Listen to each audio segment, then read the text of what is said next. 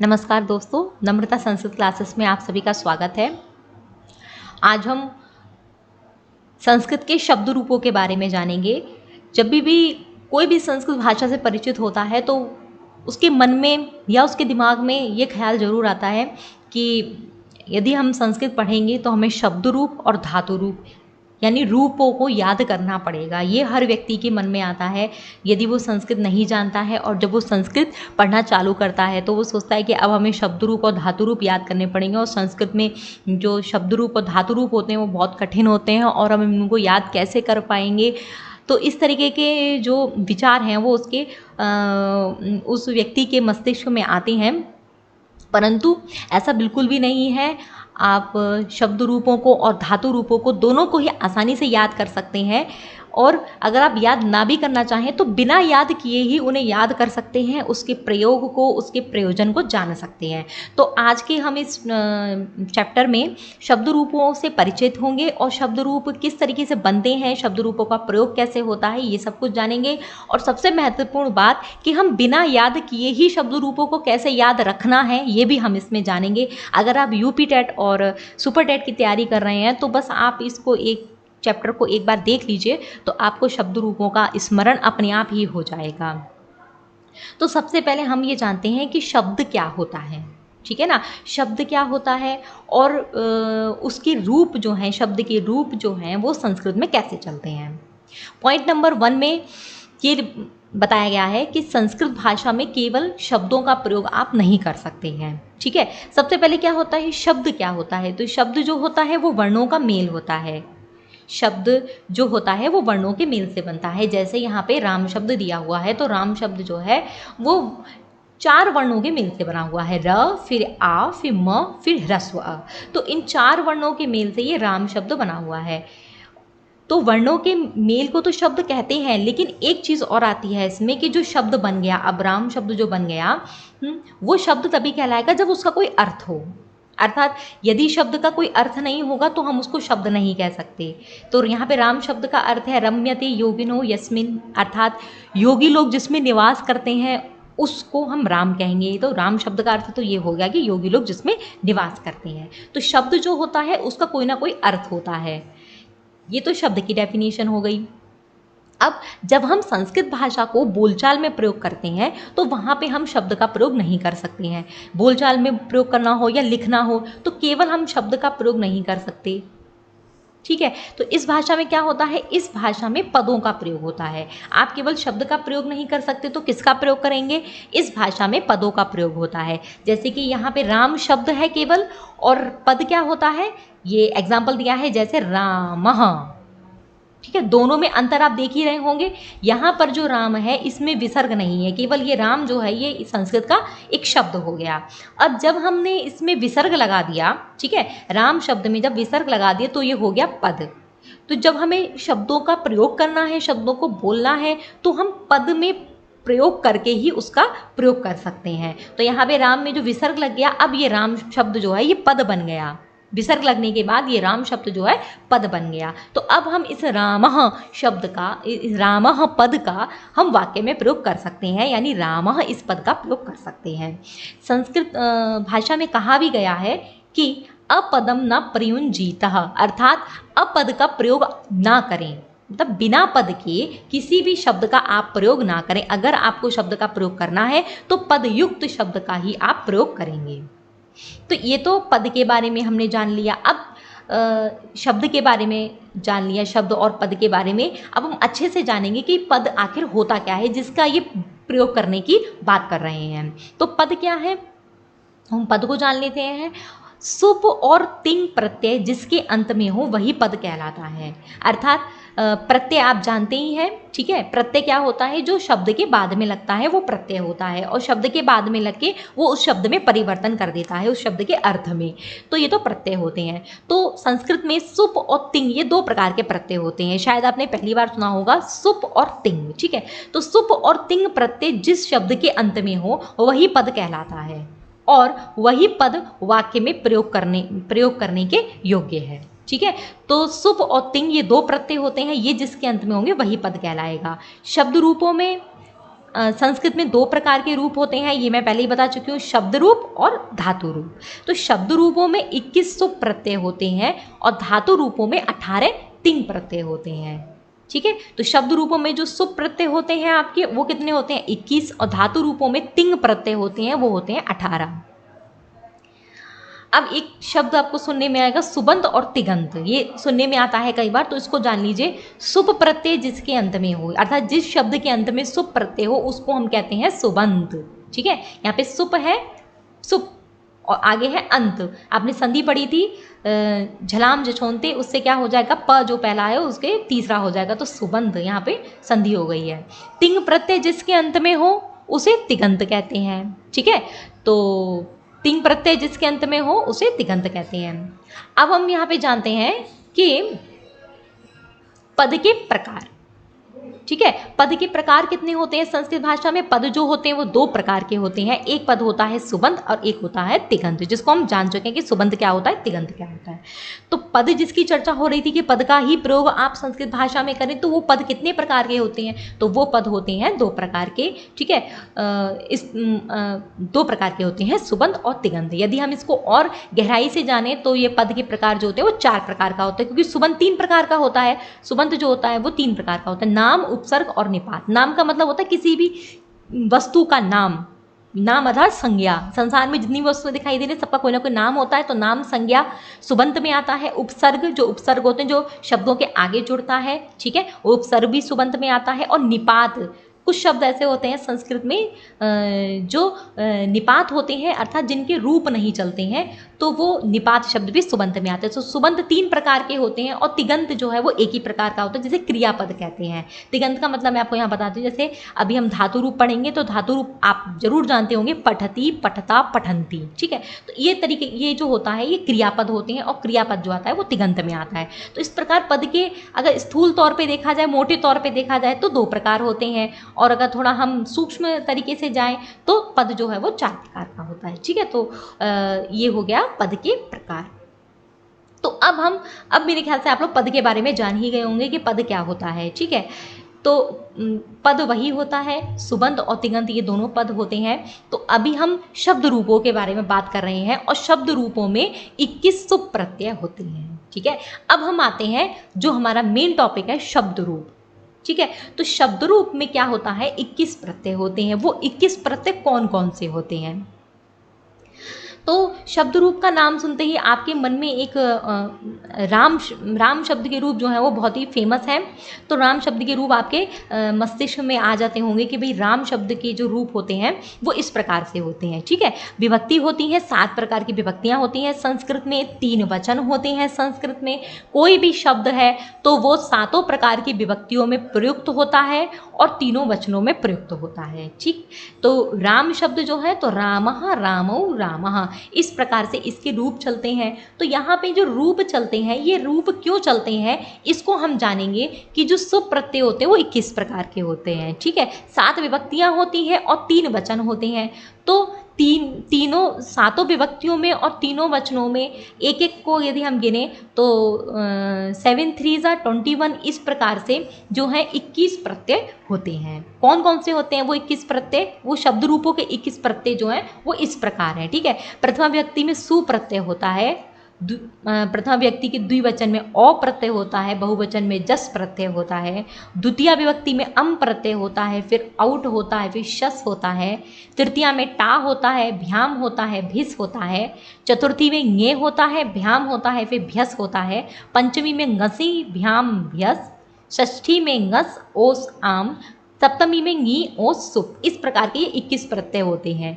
अब संस्कृत का आप कोई भी शब्द ले लीजिए, किसी भी शब्द के जब रूप चलते हैं तो उसमें ये 21 प्रत्यय होते हैं, तो वो शब्द जो वो 21 प्रकार का बन जाता है। ठीक है, अब जैसे राम शब्द में यदि हम सु प्रत्यय करते हैं तो उसका थोड़ा परिवर्तित रूप हो जाता है, राम के बाद विसर्ग आ जाएगा तो बन जाएगा रामः।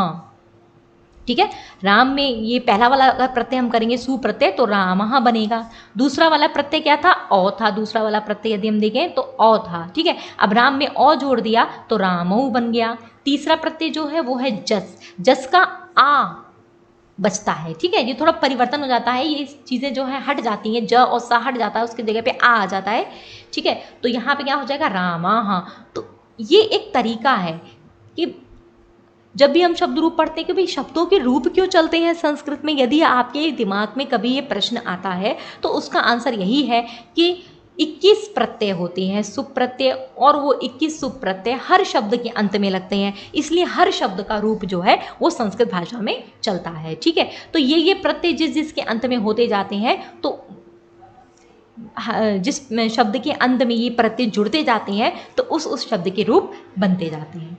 अब हम यहाँ पे राम शब्द के रूप को यदि देखें तो राम में पहले में आया विसर्ग, दूसरे में औ और फिर आहार, तो रामः, रामौ, रामाः। द्वितीया में क्या हुआ, अम प्रत्यय हुआ, वहाँ से अम प्रत्यय हुआ, द्वितीया में अम तो हो गया रामम, फिर औट प्रत्यय होता है तो रामौ, फिर दोबारा रामौ, और फिर इधर शस प्रत्यय होता है उसका रामान बन गया। तृतीया में रामेण बनता है, फिर यहाँ पे भ्याम प्रत्यय होता है तो रामाभ्याम बन गया, फिर यहाँ पे एक भिस प्रत्यय होता है वो थोड़ा परिवर्तित होता है तो रामाई ही बन गया। चतुर्थी में देखेंगे तो रामाय बना, फिर यहाँ भ्याम प्रत्यय होता है तो रामाभ्याम बन गया। पंचमी में भ्यस प्रत्यय होता है तो रामे भ्य बन गया। चतुर्थी के बहुवचन में भ्यस प्रत्यय होता है तो रामे भ्य बन गया। पंचमी में देखेंगे तो रामात, फिर रामाभ्याम, फिर रामेभ्य, जो प्रत्यय जुड़ते जाते हैं वैसा वैसा शब्द बनता जाता है। षष्ठी में क्या हुआ, षष्ठी में रामस्य स्या प्रत्यय आया। ठीक है, षष्ठी में गस होता है, गस में स्या परिवर्तन हो जाता है तो यहाँ पे रामस्य बन गया, फिर रामयोः, फिर रामाणाम। सप्तमी में रामे, फिर रामयोः, रामेषु। और ये जो संबोधन, ये जो आपकी अंतिम लाइन है संबोधन, ठीक है, ये एक संबोधन होता है, वो कोई विभक्ति नहीं होता, संबोधन में प्रथमा विभक्ति ही हो जाती है। तो ऊपर जो रामः, रामौ, रामाः, ये जो तीनों आपको दिखाई दे रहे हैं प्रथमा विभक्ति के, वही तीनों एक वचन का एक वचन में आ जाएगा, द्विवचन का द्विवचन में आ जाएगा और बहुवचन का बहुवचन में आ जाएगा, वैसे का वैसा ही। ठीक है, पर यहाँ पे परिवर्तन हो, थोड़ा सा संबोधन में जो है वो चेंजेस देखने को आते हैं। यहाँ पे प्रथमा विभक्ति में रामा में विसर्ग लगा हुआ है और संबोधन में राम में विसर्ग नहीं लगेगा। ठीक है, इसलिए मैंने इसको रेड कलर से लिख दिया है जिससे आपको याद रहे। ये संबोधन जो है ये मेन है, परीक्षा में पूछ लिया जाता है कि राम शब्द का संबोधन में क्या बनता है बताइए। ठीक है, तो आपके दिमाग में ये तो रहेगा कि जो प्रथमा में रूप होता है वही संबोधन में आता है, इसको आपको ध्यान रखना है। संबोधन कोई विभक्ति नहीं होती है, जो प्रथमा का रूप होता है वही संबोधन में प्रयुक्त होता है। ठीक है, वही संबोधन में प्रयोग किया जाता है। लेकिन यहाँ पे संबोधन का जो एक वचन होता है उसमें थोड़ा परिवर्तन होता है, यहाँ रामा में विसर्ग है और यहाँ रामा में विसर्ग नहीं होगा। ठीक है, तो इसको क्या है, शब्द रूपों को समझने का तरीका यही है कि ये 21 सुप प्रत्यय होते हैं। ठीक है, ये 21 सुप प्रत्यय जिसके बाद में जुड़ते हैं उसी शब्द के रूप चलने लगते हैं। तो अभी हमने राम शब्द को जाना। ठीक है, तो राम शब्द ये होता क्या है, राम शब्द जो है वो पुल्लिंग है और अकारांत है। अकारांत कैसे है, क्योंकि राम शब्द में यदि हम देखें तो राम शब्द 4 वर्णों से मिलकर बना है, र, फिर आ, फिर म, फिर अ। ठीक है, तो राम शब्द के अंत में क्या है, अ, तो इसलिए इसको कहेंगे आकार अंत वाला। ठीक है, राम शब्द जो है वो आकार अंत वाला है, इसलिए हम इसको अकारांत कहते हैं। और राम शब्द क्योंकि पुल्लिंग है, ये पुल्लिंग का बोध करा रहा है, तो इसलिए इसको पुल्लिंग भी कहते हैं। इसे राम शब्द के 2 विशेषण हो गए। ठीक है, अकारांत भी है राम शब्द और पुल्लिंग भी है। तो ये जो रूप आपने देखे हैं राम शब्द के, ये अकारांत पुल्लिंग राम शब्द के रूप हैं। ठीक है, तो अब इसमें याद करने का तरीका क्या है, यदि हम बहुवचन वाला देखें तो बहुवचन में हर जगह सेम रहता है। जैसे यहाँ पे प्रथमा का बहुवचन थोड़ा परिवर्तित हो जाता है, द्वितीया में थोड़ा परिवर्तन देखा जाता है, तृतीया में आपको रामई ही दिखाई देगा। ठीक है, चतुर्थी में भ्य, पंचमी के बहुवचन में भ्य, षष्ठी में हर जगह आपको नाम दिखाई देगा। ठीक है, और सप्तमी के बहुवचन में सु दिखाई देगा। तो ये तो हर चीज़, हर जितने भी अभी हम शब्द रूप और भी देखेंगे सभी में समान एक जैसा रहता है। तो इसको आपको याद करने की ज़रूरत नहीं है, ये अपने आप स्वतः ही याद हो जाएगा कि भ्या जो है चतुर्थी के बहुवचन बनता है, भ्या जो है पंचमी में बनता है, नाम जो है वो षष्ठी के बहुवचन में बनता है, सु जो है सप्तमी के बहुवचन में बनता है। अगर हम द्विवचन की बात करें तो द्विवचन में भी ये देखेंगे तो ये प्रथमा और द्वितीय जो सेम रहता है, तृतीया चतुर्थी पंचमी में भ्याम भ्याम भ्याम बनता है, षष्ठी और सप्तमी में ओज ओह बनता है। ठीक है, तो ये द्विवचन और बहुवचन वाला तो याद करने की जरूरत ही नहीं है। अब हम देखते हैं प्रथमा।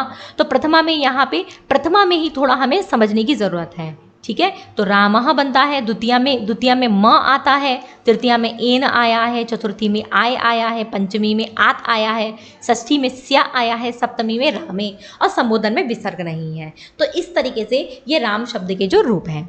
अगर आपको बहुत सारे रूप याद नहीं करने हैं तो हम यदि राम शब्द का भी रूप याद कर लेते हैं तो बाकी जो रूप हैं वो हमें ऑटोमेटिकली अपने आप ही याद हो जाएंगे। ठीक है। अब हम देखते हैं कि शब्द रूप का जो ये तो शब्द रूप हो गए। अब इन शब्द रूपों का क्या प्रयोजन है, इनको इतना विभक्तियों में चलाने का, इतना रूप बनाने की क्या ज़रूरत थी। ठीक है। तो अब हम इसको जानते हैं।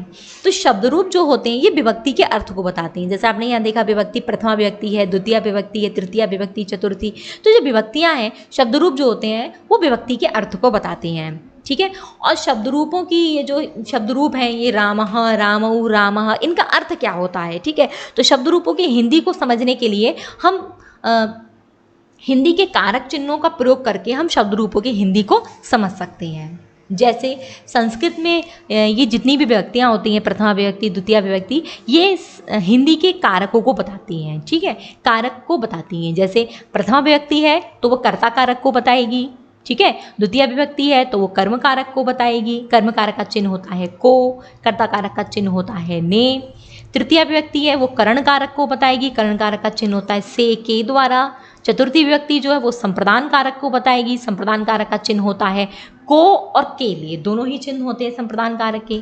पंचमी विभक्ति जो है वो अपादान को बताती है। अपादान का मतलब होता है से या अलग होना।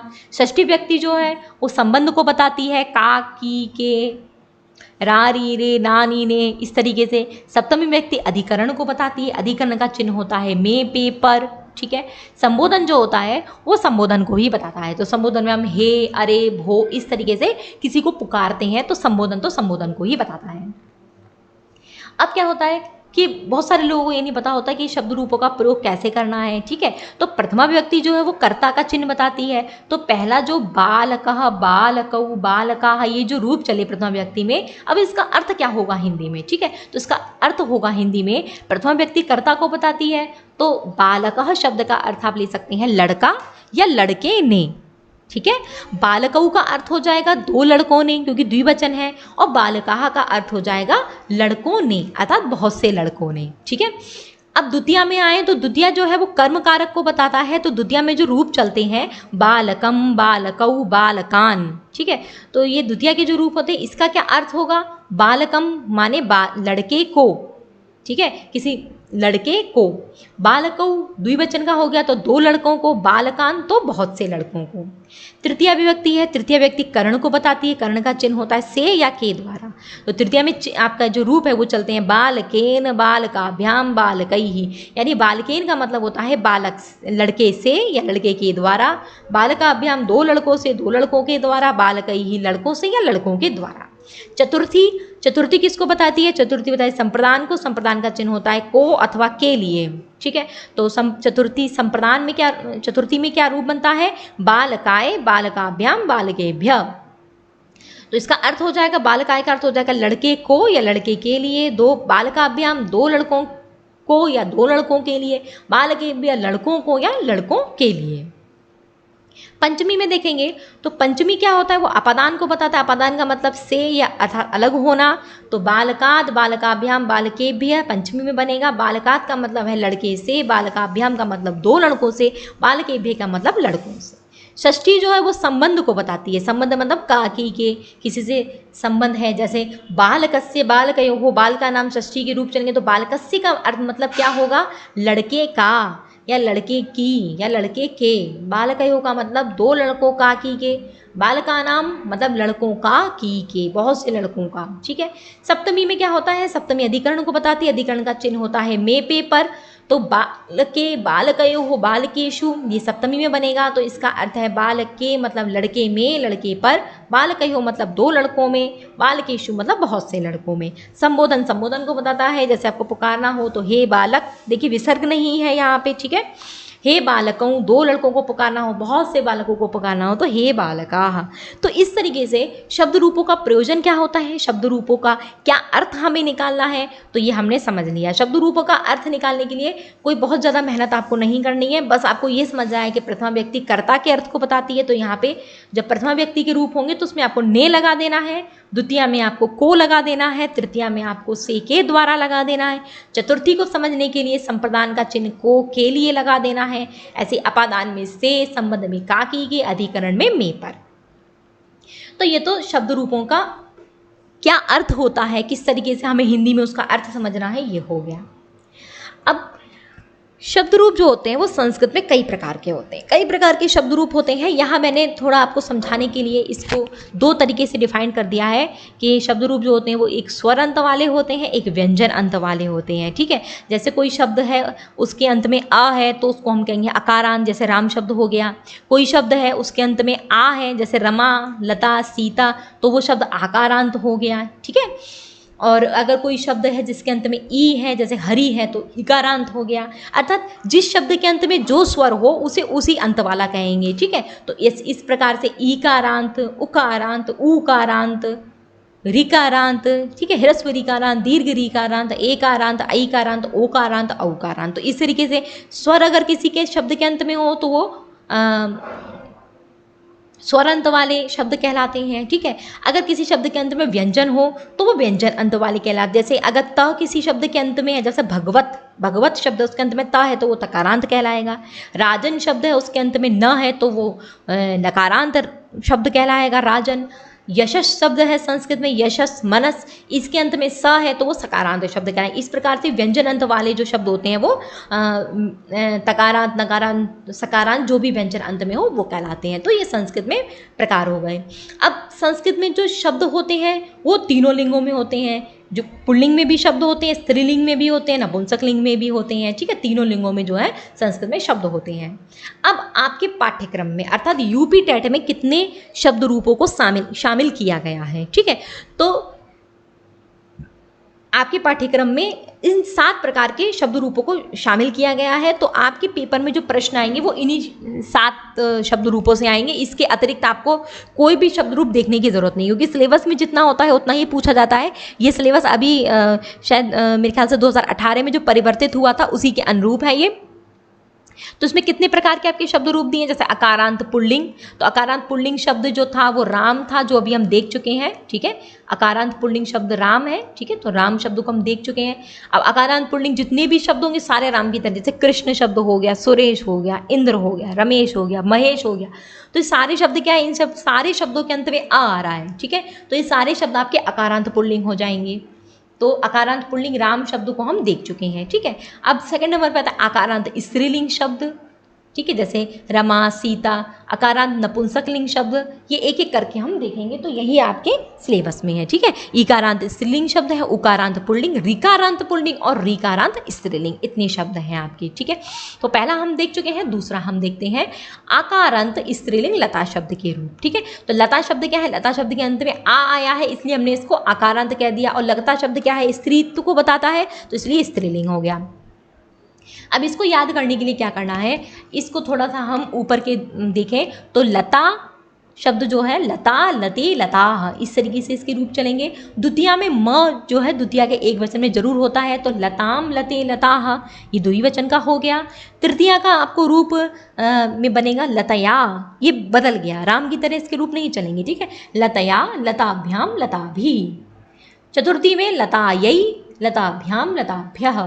पंचमी में लतायाः, पंचमी षष्ठी में दोनों जैसा चलेगा, लतायाः, लताभ्याम, लताभ्यः, लतायाः, लतयोः, लतानाम, ठीक है। तो कुछ शब्द जो हैं जैसे भ्याम भ्याम, ये एक जैसा है, यहाँ पे भ्य भ्य चतुर्थी पंचमी में बनेगा। तो ये इसको हम जितना अभ्यास करेंगे उतना हमें ये आता जाएगा। तो जब हम आगे विभक्ति प्रकरण पढ़ेंगे, ठीक है, विभक्ति और कारक पढ़ेंगे, तो वहाँ पे आपको स्वतः अपने आप याद हो जाएगा।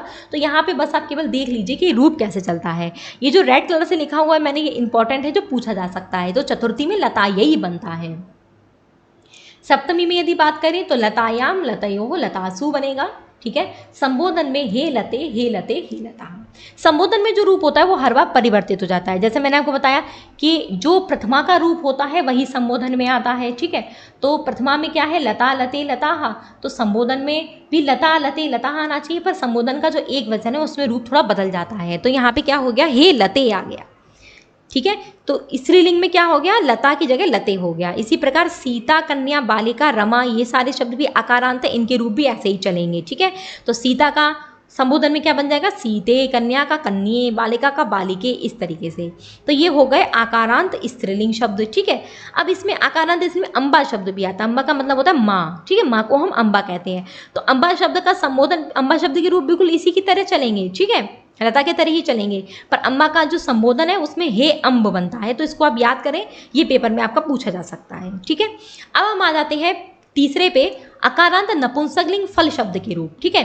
तो फल शब्द जो है इसके बाद में आ है, ये अकारांत हो गया और नपुंसक लिंग भी है, ठीक है। तो फल शब्द नपुंसक लिंग क्यों है, नपुंसक लिंग का मैं बता देती हूँ। जो स्त्रीलिंग और पुल्लिंग से जो भिन्न होते हैं वो शब्द प्रायशः नपुंसक लिंग में आते हैं, ठीक है।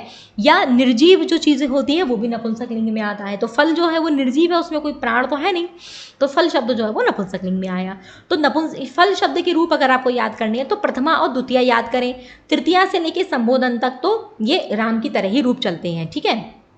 तो केवल आपको बस ऊपर के दो ही याद करने हैं, वो इस तरीके से है, फलम फले फलानी, फलम फले फलानी। प्रथमा और द्वितीया में सेम ही चल रहा है, फलम फले फलानी, फलम फले फलानी, बाकी जो है वो राम की तरह चलेगा, ठीक है। इसी प्रकार जितनी भी नपुंसकलिंग शब्द हैं, वन, जल, धन, पत्र, पुष्प, ज्ञान, पुस्तक, मुख, मित्र, ये सारे नपुंसकलिंग शब्द हैं, ये सारे फल की तरह चलेंगे। तो इसी देखिए, इसको याद करने की आपको कोई ज़रूरत नहीं पड़ी, क्योंकि बाकी के रूप जो है वो राम की तरह ही चलेंगे। इसे हम कंपैरिजन कर सकते हैं राम से।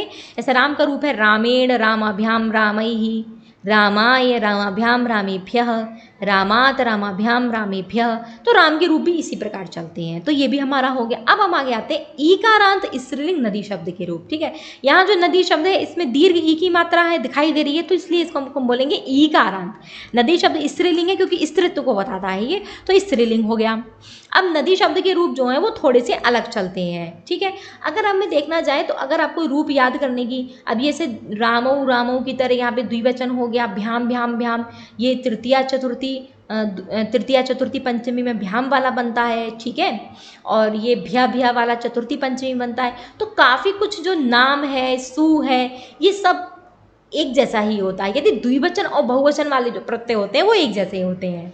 थोड़ा सा इसके केवल आपको एक वचन में देखने की ज़रूरत पड़ती है। तो एक वचन में भी पंचमी षष्ठी में एक जैसा बन रहा है, सप्तमी में जैसा सीता के रूप है कुल वैसा ही है। यहाँ पे चतुर्थी का रूप जो है वो देखने योग्य है, नद्यई, ठीक है। और आगे चलते हैं तो संबोधन में हे नदी बनेगा। जितने भी दीर्घ ईकारांत शब्द होते हैं उनका संबोधन में क्या बनता है, ह्रस्व हो जाता है, हे नदी। तो ये इंपॉर्टेंट है, जितने भी रेड कलर से लिखे हुए हैं ये इंपॉर्टेंट है। ऐसे ही पार्वती, गौरी, कुमारी, देवी इत्यादि सभी ईकारांत स्त्रीलिंग शब्द जो हैं आपके वो बनेंगे, ठीक है। और कुछ भी इसमें विशेष नहीं है देखने के लिए, जो मैंने रेड कलर से लिख रखा है वो इंपॉर्टेंट है, बाकी अगर कोई भी आएगा तो आप उसको स्वतः ही कर लेंगे। अब आता है उकारांत पुल्लिंग, साधु शब्द के रूप देख लेते हैं। साधु शब्द जो है वो उकारांत है, उकारांत ह्रस्व उकारांत है और पुल्लिंग भी है। तो साधु साधु साधवः, साधुम साधु साधून, साधुना साधुभ्याम साधुभि, साधवे साधुभ्याम साधुभ्य, साधो साधुभ्याम साधुभ्य, साधो साधो साधूनाम, साधौ साधवो साधुषु, हे साधु हे साधु हे साधवः। ये भी रूप लगभग एक जैसे ही हैं, थोड़ा परिवर्तन एक वचन में हुआ है, द्विवचन में भी थोड़ा परिवर्तन है, बाकी सब एक जैसा ही है, सारे रूप एक जैसे ही चलते हैं। अब यहाँ पे देखना है जितने भी उकारांत शब्द होते हैं उनका संबोधन में उस ऊ को ओ हो जाता है। ऊ को क्या हो जाता है, ओ। इसी संबोधन में यहाँ पे क्या बना, हे साधो बना, ठीक है। और यहाँ चतुर्थी जो है वो थोड़ी इंपॉर्टेंट है, साधवे बन रहा है चतुर्थी में, और यहाँ पे संबोधन में साधो बन रहा है, साधो बन रहा है। बाकी सब एक जैसा ही है। इस प्रकार से जितने भी उकारांत शब्द होंगे वो सब एक ही जैसे चलेंगे, जैसे गुरु, भानु, विष्णु सब एक ही जैसे चलते हैं। बस आपको एक ही रूप को देखना है, बाकी सब एक जैसे चल जाएंगे। पितृ शब्द को यदि हम देखें तो पितृ शब्द में क्या है, ता के बाद री है, तो ये रीकारांत हो गया और पुल्लिंग भी हो गया। अभी पिता शब्द पुल्लिंग है, इसके रूप कैसे चलेंगे, तो इसके रूप भी अब सेम टू सेम है, थोड़ा कुछ परिवर्तन है, बस एक वचन वाले में ही परिवर्तन होता है, बाकी तो एक जैसे होते हैं।